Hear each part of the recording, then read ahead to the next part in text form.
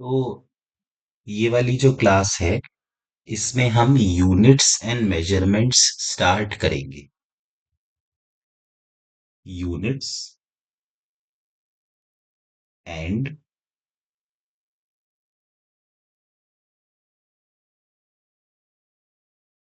Measurements. तो इसमें सबसे पहला पॉइंट होता है, जैसे दो चीजें होती हैं। एक तो होती है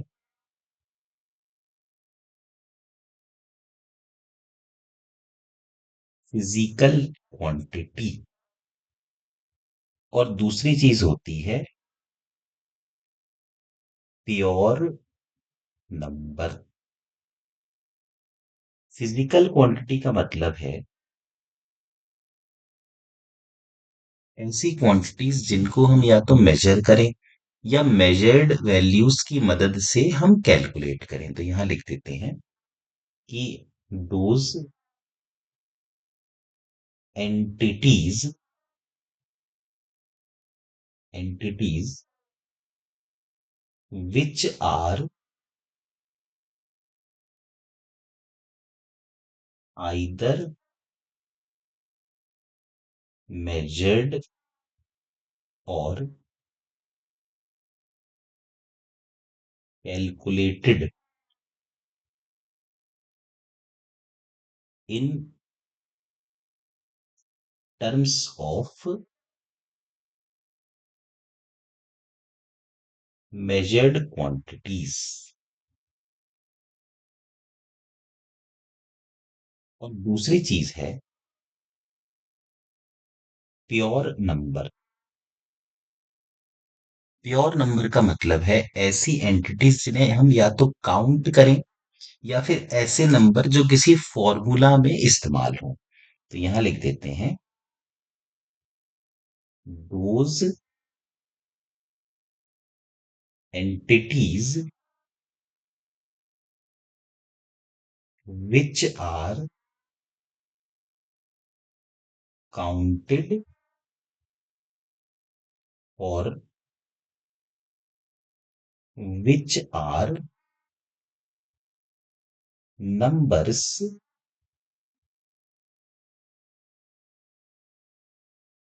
used in a फॉर्मूला। तो हमारे सिलेबस में सिर्फ फिजिकल क्वांटिटीज है, तो फिजिकल क्वांटिटीज के बारे में हम लिखते हैं। अब देखिए, फिजिकल क्वांटिटीज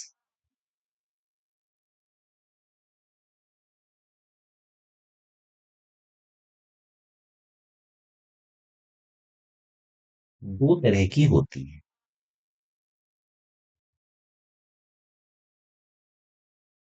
एक तो होती है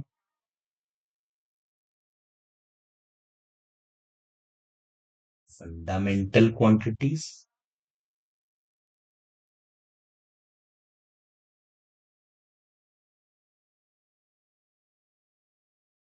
और दूसरी होती है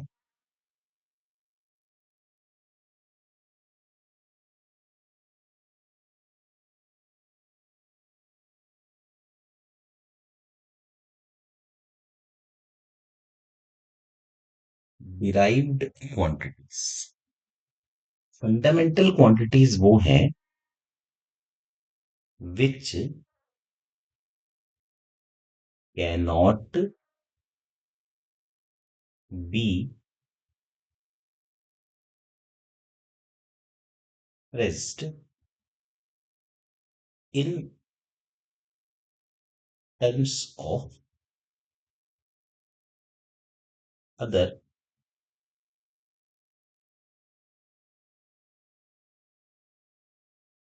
fundamental quantities, which cannot be expressed in terms of other fundamental quantities। और जो derived quantities है ये वो हैं which can be expressed in terms of अगर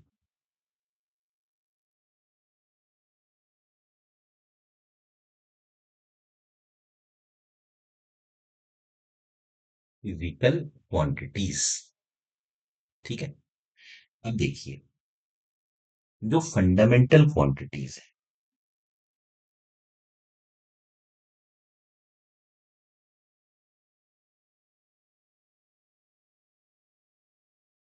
फंडामेंटल क्वांटिटीज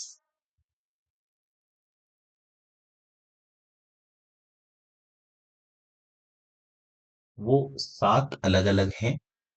सबसे पहली तो है लेंथ,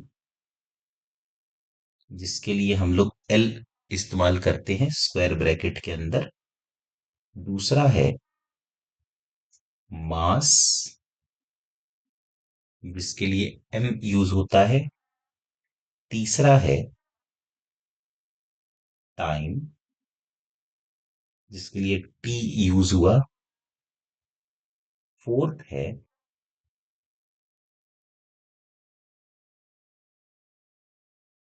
टेम्परेचर, जिसके लिए हम यूज कर सकते हैं कि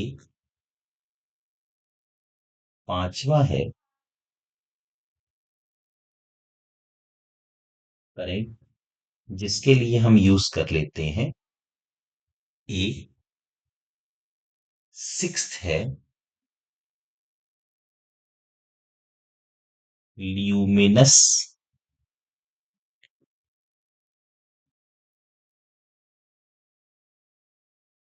इंटेंसिटी, जिसके लिए हम यूज करते हैं सी डी। और सातवां है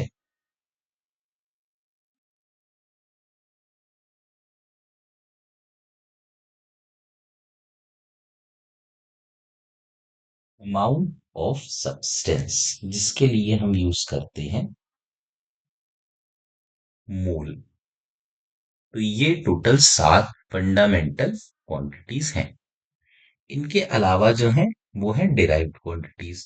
तो जैसे कि हम अब डिराइव्ड क्वांटिटीज के बारे में पढ़ते हैं।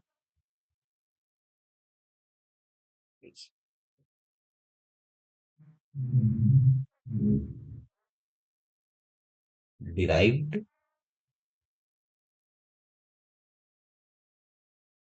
क्वांटिटीज, जैसे जितनी भी चीजें हैं मैं उन सबको ही लिखता हूं। जैसे मान लीजिए अगर हम बात करें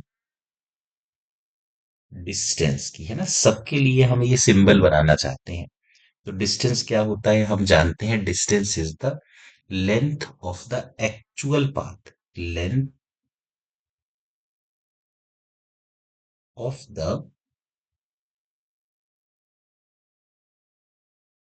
actual path between two points. तो ये तो एल ही होगा। फिर सेकंड है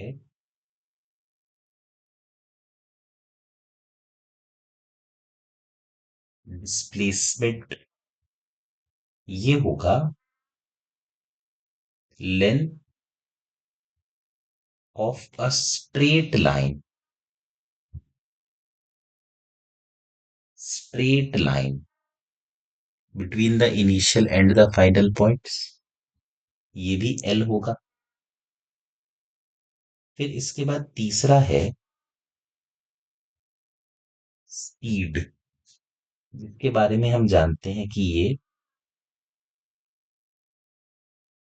डिस्टेंस अपॉन टाइम है। तो ये हो जाएगा एल अपॉन टी, मतलब कि एल टी की पावर -1। फिर इसके बाद अगला होगा वेलोसिटी,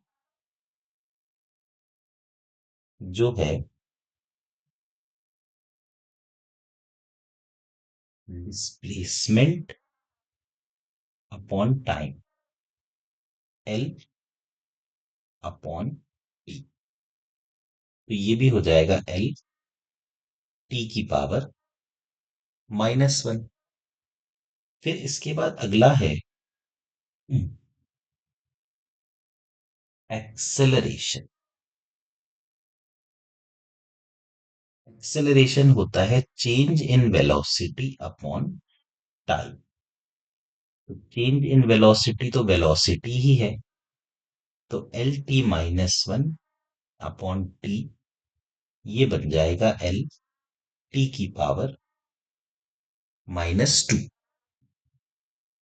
इसके बाद सिक्स्थ है फोर्स। तो फोर्स के बारे में हमें पता है कि फोर्स होती है मास इनटू एक्सेलरेशन। तो ये हो जाता है Lt-2। फिर इसके बाद अगला है momentum. It is the product of mass and velocity.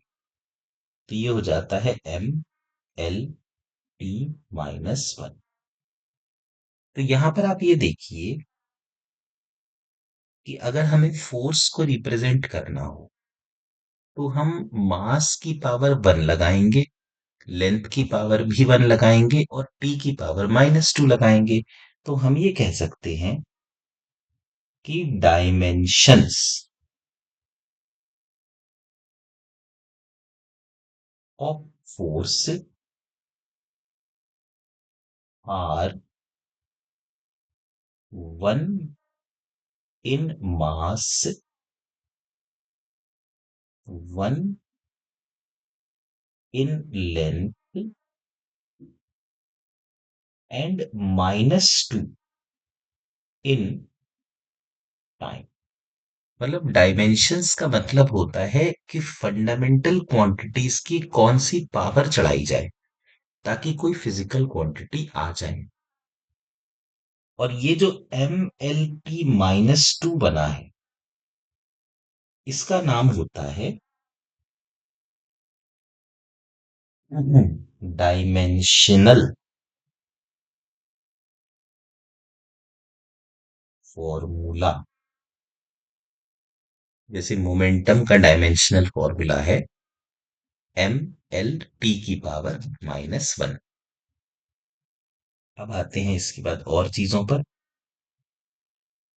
जैसे कि मोमेंटम और फोर्स के बाद एक और चीज होती है, ये है 8th नंबर,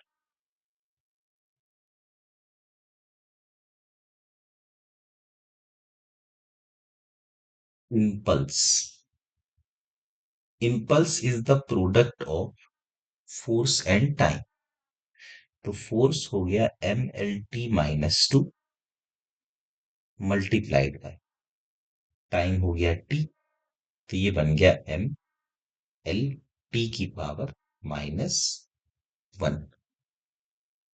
इसके बाद अगला है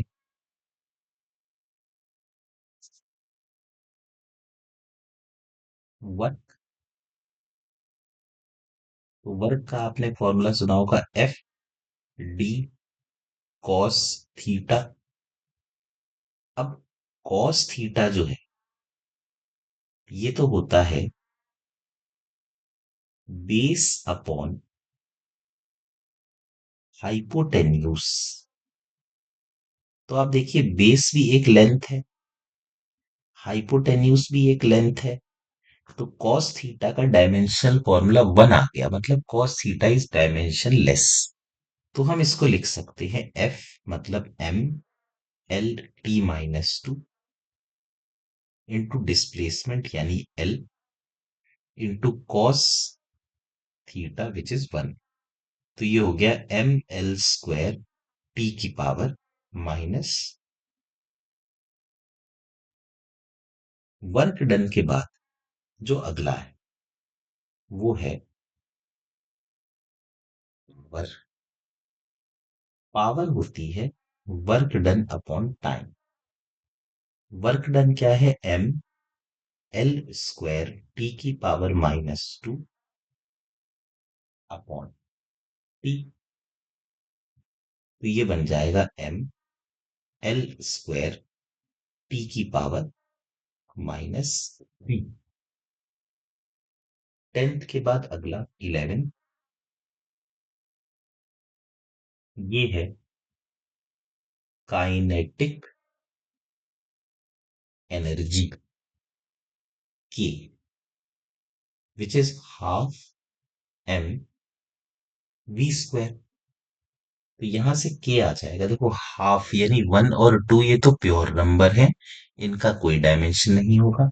मास एम और v square l t minus one का स्क्वायर। तो काइनेटिक एनर्जी बन जाएगी एम एल स्क्वायर टी की पावर माइनस, ये हो जाएगी काइनेटिक एनर्जी। इसके बाद अगला है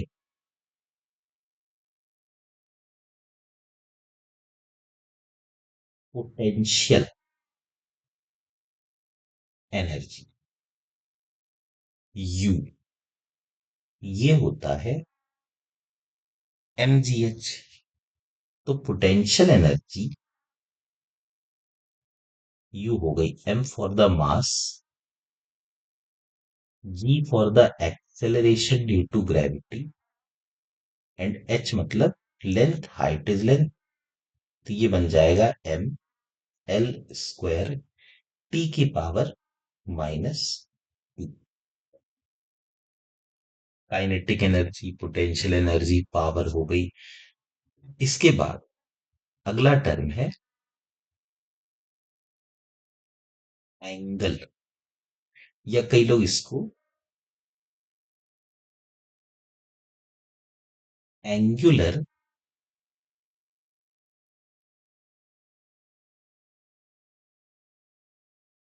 डिस्प्लेसमेंट भी कहते हैं। तो ये क्या होता है देखिए, जैसे ये मान लीजिए कि एक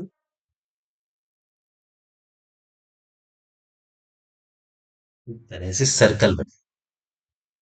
अब एक पार्टिकल पहले ए पॉइंट पर है और फिर चलते हुए वो बी पर पहुंच गया। तो ए और बी जो दोनों रेडियस है, उन दोनों रेडियस के बीच का ये जो एंगल है थीटा, यही एंगल है या एंगुलर डिस्प्लेसमेंट है। तो एंगल जो होता है वो होता है आर्क अपॉन रेडियस। आर्क मतलब ये हुआ ए से बी के बीच की लेंथ, जिसको एस कह दिया जाए। तो ये हो गया एस अपॉन आर। अब ये आर्क भी एक लेंथ है और रेडियस भी एक लेंथ है, तो ये बन गया 1। मतलब जो एंगल है वो डायमेंशन लेस है, लेकिन इसके बाद भी इन्होंने एंगल की एक यूनिट मान रखी। वो यूनिट है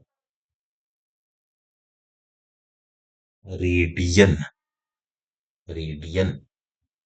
अब अगर यहां पर देखा जाए, जैसे मान लीजिए इस पार्टिकल ने पूरा सर्कल कवर कर लिया, तो ए से बी तक जाने में जो एंगल कवर इसने किया, पहले तो हम कहते थे 360 डिग्री कवर किया, लेकिन अब आप देखिए कि एंगल जो होना चाहिए वो होना चाहिए आर्क मतलब 2 पाई आर अपॉन आर, यानी कि 2 पाई रेडियन।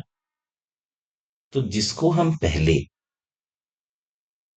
360 डिग्री कहते थे, अब वो हो जाएगा 2 पाई रेडियन। इसका मतलब ये हुआ कि 180 डिग्री हो गया पाई रेडियन। तो 1 डिग्री हो गया पाई अपॉन 180 रेडियन। अभी भी अगर आपको डिग्री को रेडियन में बदलना हो, तो आप 1 डिग्री को लिख सकते हैं पाई अपॉन 180 रेडियन। जैसे मान लीजिए अगर 30 डिग्री लिखा है, तो this will be equivalent to 30 into pi upon 180। 3 1 जा 3, 3 6 18 पाई बाय 6 रेडियन। इसी तरह से आप देखें 30 डिग्री के बाद मान लीजिए 60 डिग्री, तो 60 डिग्री बन जाएगा 60 × पाई/180। 6 1 6 3 तो ये बन जाएगा पाई/3 रेडियन। जैसे मान लीजिए 45 डिग्री है, तो 45 डिग्री हो जाएगा 45 × पाई/180 यानी पाई/4 रेडियन। ऐसे ही मान लीजिए अगर 90 डिग्री को देखें, 90 × पाई/180, तो ये बन गया पाई/2 रेडियन। सपोज आप 120 डिग्री को देखें, तो ये बन जाएगा 120 × पाई/180। 6 2 6 3 यानी कि 2 पाई/3 रेडियन। फिर इसके बाद अगर हम जैसे 150 डिग्री को देखें, तो 150 × पाई/180, तो 3 5 3 6 5 पाई/6 रेडियन। तो जितने भी हम डिग्रीज में चीजें दी हैं, चाहे तो उनको रेडियन में कन्वर्ट कर सकते हैं। तो फिर से आते हैं वापस हम एंगुलर डिस्प्लेसमेंट पर। एंगुलर डिस्प्लेसमेंट का डायमेंशनल फॉर्मूला कितना है? 1 है ना, हमें समझ में आ गया। एंगुलर डिस्प्लेसमेंट के बाद अगला पॉइंट है, कौन से नंबर का है ये? 13 के बाद 14। ये है एंगुलर वेलोसिटी, ओमेगा। ये होती है angular displacement upon time interval. जैसा कि हमने देखा कि एंगुलर डिस्प्लेसमेंट तो डायमेंशनलेस है, टाइम इंटरवल टी है, तो ओमेगा बन जाएगा T⁻⁻1। फिर देखिए 15th, एंगुलर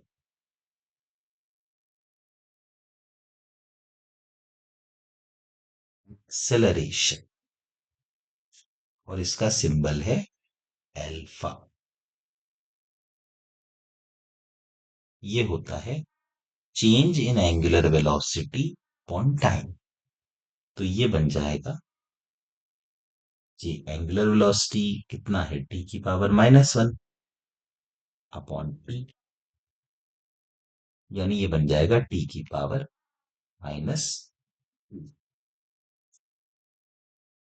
इसके बाद अगला पॉइंट है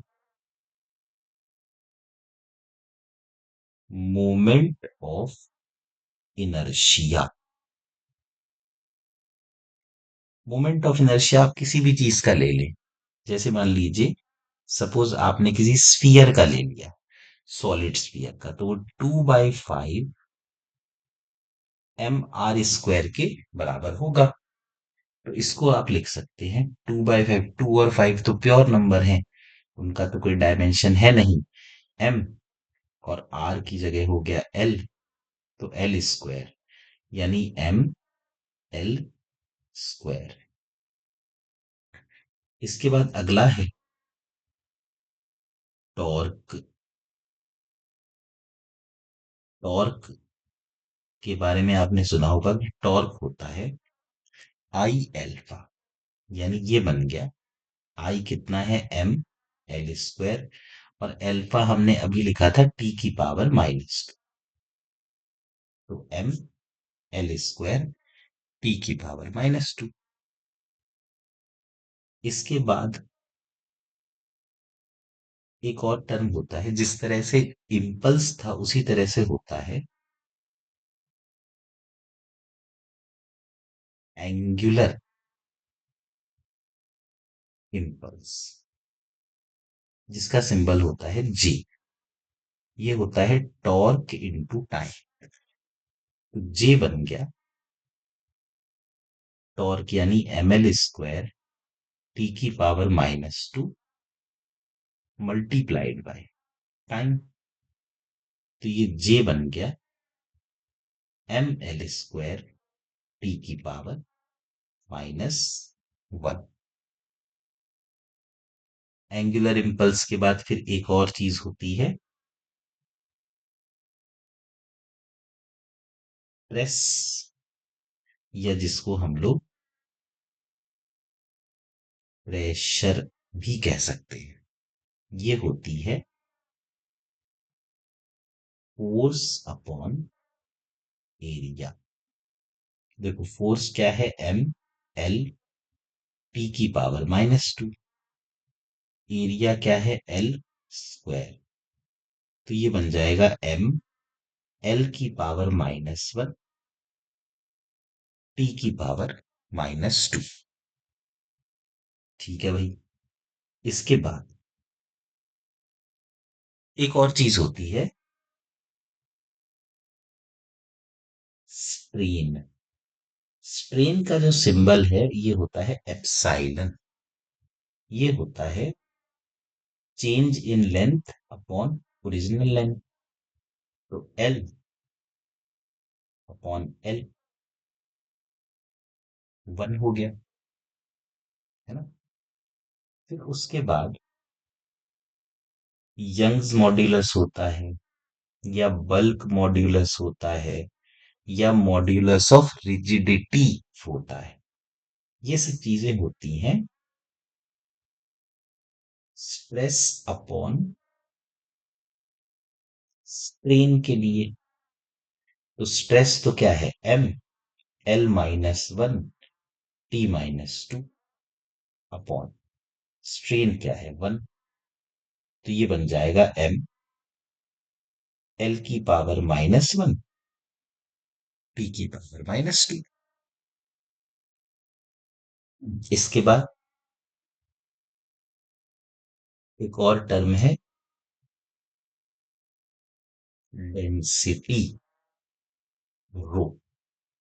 ये होती है मास अपॉन वॉल्यूम। मास m और वॉल्यूम तो length into breadth into height है, तो L की पावर, तो ये बन गया ml की पावर -3। डेंसिटी भी हो गई, प्रेशर भी हो गया। इसी तरह से देखिए आप, एक और फॉर्मूला होता है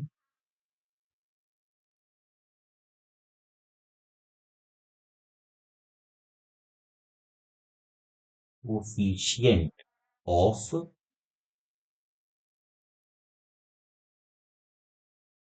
विस्कोसिटी। इसका सिंबल होता है ईटा। अब जो F होता है वो होता है 6 पाई ईटा R V। तो आप देखिए F क्या है ml t-2। 6 और पाई तो प्योर नंबर है, ईटा R क्या है रेडियस, तो लेंथ हो गया, और V है वेलोसिटी L t-1। तो अगर आप यहाँ पे देखें तो यहाँ से ईटा की वैल्यू आ जाएगी ml की पावर -1 t की पावर -1। ठीक है। तो इसके बाद हम करेंगे क्लास नंबर 2 में।